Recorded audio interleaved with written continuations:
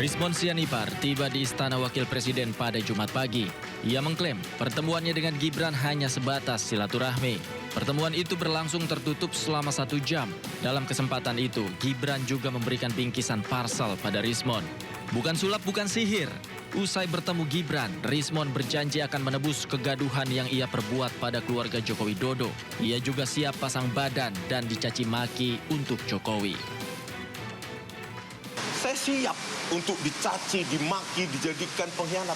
Yang penting saya telah menemukan kebenaran itu dengan rekonstruksi, dengan uji coba yang sudah saya lakukan 3 bulan ini dan akan saya tuliskan dalam buku. Ya, bukan dengan cuap-cuap. Saya akan menuliskan 2026 semoga bisa selesai. Saya katakan tadi kepada Mas Wapres, ya, penebusan saya atas semua hiruk pikuk ini, baik disebabkan oleh saya maupun yang lain, itu akan saya tebus kepada keluarga Mas Wapres dan terutama kepada Pak Joko Widodo.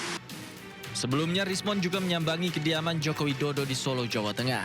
Diduga, Rizmon meminta maaf secara langsung pada Joko Widodo usai dirinya mengajukan permohonan restoratif justice di Polda Metro Jaya. Sikap Rizmon Sianipar tersebut berubah 180 derajat pasca mengajukan restoratif justice. Rizmon yang sebelumnya galak soal ijazah Jokowi, kini berbalik membela, bahkan bersedia pasang badan atas kasus tudingan ijazah palsu Jokowi. Tim Liputan iNews melaporkan.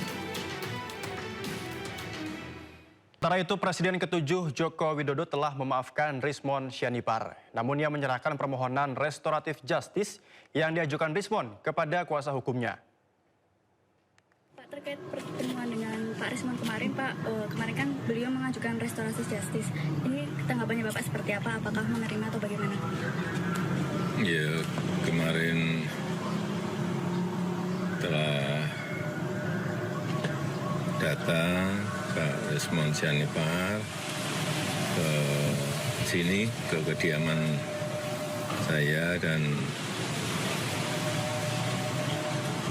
saya menerima permohonan maaf Pak Rizmon Sianipar, dan mengenai nanti untuk urusan restoratif justice-nya saya serahkan kepada penasihat hukum saya, karena itu merupakan kewenangan dari Polda Metro, kewenangan dari penyidik yang ada di Polda Metro Jaya. Usai Rizmon Sianipar ajukan restoratif justice, Dr. Tifa dan Roy Suryo memutuskan untuk membubarkan tim kuasa hukumnya yang lama. Melalui kuasa hukumnya, Refli Harun, Roy Suryo CS menyampaikan pernyataan terbarunya. Karena Rizmon Sianipar sudah membelot dengan mengajukan restoratif justice, kami mencabut kuasa dari seluruh kuasa hukum yang tergabung dalam Bala RRT, sekaligus membubarkan Bala RRT. Jadi Bala RRT itu dibubarkan, surat kuasanya dicabut semuanya. Itu poin pertama. Saya, maksudnya adalah Mas Roy, Roy Suryo dan Dr. Tifa mengeluarkan surat kuasa baru kepada tim yang nama-namanya tercantum dan akan diumumkan nanti, ya. Dengan nama Troya. Troya itu adalah Tifa Royce Advocates, ya. Jadi ada bahasa Inggris sedikit, ya, biar Troya. Mungkin teman-teman masih ingat tuh film Troy, ya, atau Troya yang dibintangi oleh Brad Pitt sebagai Achilles. Kemudian adapun penasihat hukum atau kuasa hukum yang tergabung dalam Troya adalah sebagai berikut. Nanti akan dibacakan. Nah, poin terakhir ini, saya dan Dr. Tifa menunjuk saudara Refli Harun untuk menjadi koordinator Troya. Struktur lainnya ditentukan sendiri di antara PH Troya. Nanti kita akan lengkapi strukturnya. Karena selama ini sebenarnya saya bukan koordinator, tukang keset aja sebenarnya. Berulang kali, Presiden ke-7 Republik Indonesia Joko Widodo menyebut kasus fitnah ijazah yang menjerat Roy Suryo CS harus tetap berlanjut. Jokowi menyebut pintu maaf selalu terbuka, namun hal tersebut adalah urusan pribadi, sementara urusan hukum akan tetap berjalan. Izin, Pak. Drama seri ijazah Jokowi belum juga temui titik akhir. Berulang kali Jokowi tegaskan proses hukum tetap berlanjut meski ada permintaan maaf dari para tersangka. Ada peluang untuk memaafkan mereka bertiga ya, Pak? Gak ada masalah, memaafkan kan urusan pribadi. urusan hukum kan lain. Misal mereka datang seperti Egy Sujana ke kediaman seperti apa Pak? Kan misal. Kalau untuk proses hukum tetap jalan ya Pak? Tetap. Lah kemarin kan kita diperiksa lagi, ada pemeriksaan tambahan itu.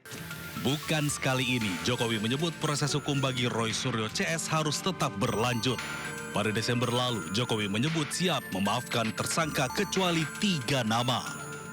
Urusan maaf, memaafkan itu urusan pribadi.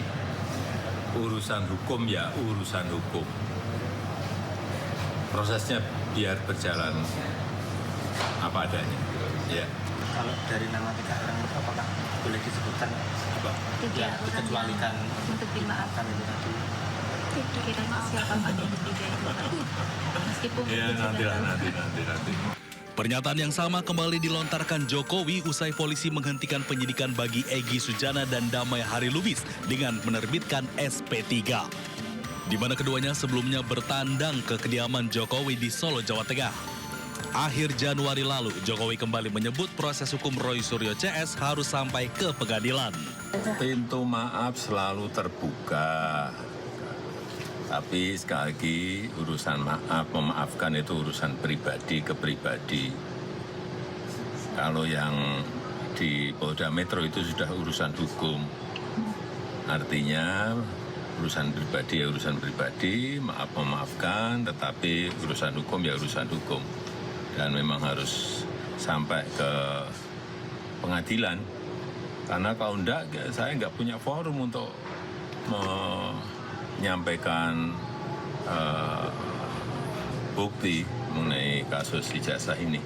Saya sebagai peneliti menyatakan minta maaf secara gentleman kepada keluarga Bapak Jokowi.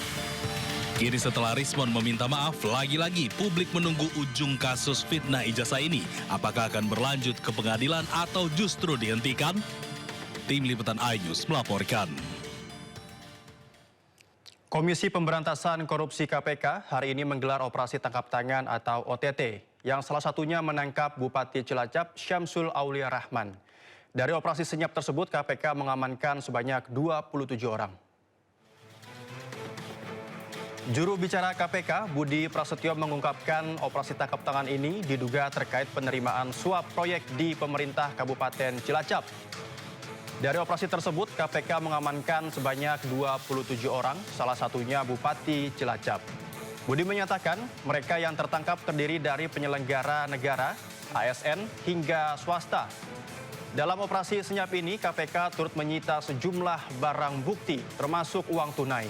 Hingga saat ini, KPK masih melakukan pemeriksaan awal di Cilacap dan nantinya akan dibawa ke Gedung Merah Putih di KPK Jakarta. Benar, hari ini KPK melakukan kegiatan penyelidikan tertutup di wilayah Kabupaten Cilacap, di mana hari ini tim mengamankan sejumlah 27 orang, salah satunya adalah Bupati Cilacap, dan saat ini sedang dilakukan pemeriksaan intensif di sana. Nantinya tentu tim akan melakukan pemeriksaan lebih lanjut dan dibawa ke Gedung KPK Merah Putih.